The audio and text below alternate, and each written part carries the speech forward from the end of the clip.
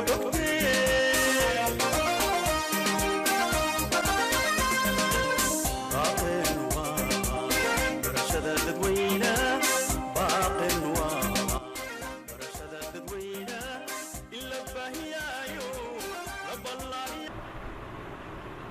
عليكم ورحمة الله وبركاته. كوالنتين وعن أو وناكسن لجستيال كسر هذا البرنامج كينا الله برنامج كوالك إذا دياريو نيجو إنجنير عبد العزيز محمد حسن ما أنت برنامج كوالك قادونا عمرنا قريب جدا ب1 dimensional array marka maanta waxaan qaadanaynaa sidee array loogu baasaa function array sidoo function aan ugu shaqeeya hore waxaan kusoo badalnay 1 dimensional array dhowr program ayaa kasoo qaadanay maanta waxaan qaadanaynaa marka si array loogu baaso function marka programkan ayaan insha Allah taala ku baran doonaa write a program to read and display elements of array using functions anaga rabaa data oo ka kooban array sida loogu soo akhriyo loogu soo bandhigo anaga isticmaalayna function arrays sida loogu soo akhriyo loona soo bandhiga element ku jiro of array anaga isticmaalayna function waxaan soo kacsanaynaa editor-keeni halka waxaan ugu diyaarsan headerska waxaan ku sameynaynaa waxa la yiraahdo declaration ama prototype saan hore ugu soo baranay waxaan dhahnay waxaan qeexaynaa marka hore data type-ka oo lahaa doono function-ka sheegaynaa kadib function-ka magaciisa waxaa lahaa tusaale ahaan waxaan ka dhigaynaa array my array aan ka dhigaynaa my array okay function namekiisa waa sheegnay structure-ka function ka koobnaa doono waxaa waaye array-ga comma waa qeexaynaa bis kaliya qaabka dhismaha uu ka koobnaa doono kadibna laba integer oo array integer caadi uu ka koobnaa doonaa okay halkan waxaan ku dhahaynaa marka inta waxaa u baahanaanay inaan u baasno userka la dhaho size of array soo geli size of array bisa u baahanaa halkan okay waxaan leenahay printf marka hore waxaan declare gareynaa horta array adheena userka maadaama soo gelaya 100 ayaa siinayna halkan size waa dheereynaynaa kadibna size-ka array aan rabnaa waxaan leenahay printf soo geli size of array enter size of array size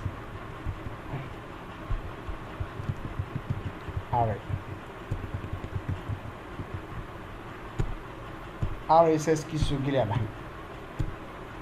okay kadib scan f percentage d comma ampersand s size-ku waa nala qabto soo maha kadib waxaa wacaynaa function-keena maxaa la my array waxaan u baasaynaa array-ga aan declare gareysano oo r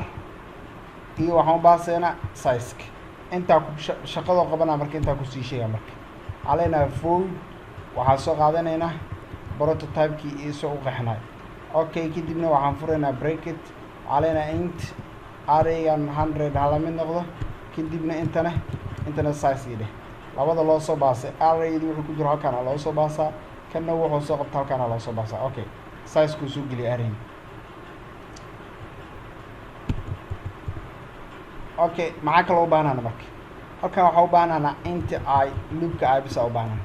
for loop I hala mid noqoto 0 I intay ka yar tahay size I plus kadib waxaa leenahay noo soo bandhig printf no scan f aan dhahna scan f percentage d ampersand noo qabo array I waxa soo geli halkan waxaa nooga cad waa noola qabta bis function kale display noo qabanaya siina sameysana hadda waxaan noo lahayaa array la soo geliyo dhan noo haya aan horta save gareyno intaan yarta ah si aan u ogaan array-di noo lahayo array adheena dodsi waa iska intaan tijaabinayna waa jirtaa leedahay arrays dodsi okay intaan tijaabinayna inta waxbaa ka qadaa meeshaas asima column ka tegay halkaan asima column ka maqan waa balka hore inaan iska jeegareena fiican halkaan maxaa ka maqan analyze array meeshaan waxaan lahay array name-ka ka tagnay magaca array name-ki my array aa laga rabaa inta my array now arraygana laga rabaa arraygan waa sheegay okay size of array waxaa la kow shan waa shan size array 10 20 30 40 50 intaan ku gaa noo la qabta oo kaliya bas hadda soo bandhigeena marka sidoo kale markaa soo bandhigeena anagoo adeegsanayno ayaa soo bandhigeena for display caadina oo soo bandhigeena laakiin waxaan rabnaa in function ka ogaano asigana waxaa loo baasaa array intay ka kooban tahay sidoo kale waxaa u baasaynaa int labadaas qayb u baasaynaa markaa u baasna kadib displayga muujinayna haddana wuxuu u baahan yahay inaan soo bandhigno display aan muujino waxaa u baasaynaa array 100 kadibna size-kaasina usoo baasay okay maxaa u baahanaana inta loop bisaan declare gareynaynaa for I la mid noqoto 0 I intay ka yar tahay size I plus plus kadibna printf percentage d comma array intaas waa marka hore labo saa u jeedaan waxaa sameynay markaana waxaa soo sameynay function loo qabanayo arraydii markaana function noo soo bandhigayo display labadaas function ayaan sameynay hadda marka waxaa halkan ku baranay qaabka loo sameeyo si loogu baaso array function aanan garanayso u ogaanayno noo shaqeynka waxaan ka tagnay halkan kama wacin function calling ma sameynin sidaas darteed display halkan ka wacinaa display markaa waxaan baasaynaa r s size okay labadaas argument ayuu qaadanaa okay undefined display ma qeexnaan wallahi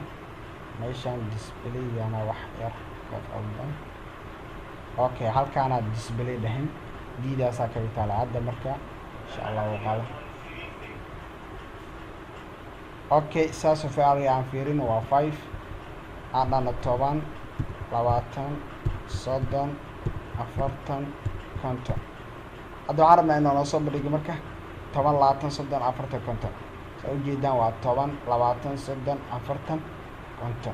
halkan waxaan ku baranaa marka sida loo programkii noo sheegay how to read and display elements using function si loo soo aqriyo daato looguna soo bandhigo annagoo isticmaalayno array annagoo isticmaalayno function sidee array data loogu aqriya looguna soo bandhiga annagoo isticmaalayno function halkaas ayaan kusoo gabagabeynaynaa barnaamijkeenii ahay baro programming adigoo jooga hoygaaga tan iyo intaa dib u kulmi doono waa aniga oo engineer Cabdi Ciise Maxamed Xasan sidaas iyo nabadgelyo